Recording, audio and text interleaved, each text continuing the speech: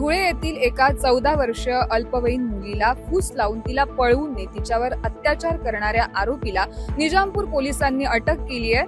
पीडित मुलीला तिच्या घरातून सोन्या चांदीचे दागिने आणण्यास प्रवृत्त करून तिला पळवून नेत तिच्यावर अत्याचार करण्यात आले। याबाबतची संपूर्ण माहिती सहाय्यक पोलीस अधीक्षक मयूर भामरे यांनी दिली आहे, पाहूयात। निजामपूर पोलीस स्टेशन हद्दीतील अल्पवयीन मुलीला फूस लावून पळवून नेल्याबाबत गुन्हा नंबर 294/2025 अंतर्गत किडनॅपिंगचा गुन्हा दाखल करण्यात आला होता। सदर गुन्ह्याच्या तपासामध्ये माननीय वरिष्ठांच्या मार्गदर्शनाखाली पीडित मुलगी व आरोपी यास ताब्यात घेण्यात आले।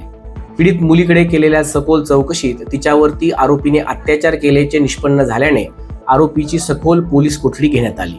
सदर कोठडी दरम्यान असे निष्पन्न झाले आहे की पीडित मुली हिला फूस लावून घरातून काही सोन्या चांदीचे दागिने देखील आरोपीने आणण्यास सांगितले होते। सदरचे दागिने पीडित मुलीकडून आरोपीने स्वतःच्या ताब्यात घेऊन सदरचे दागिने हे शेतात लपवून ठेवले होते।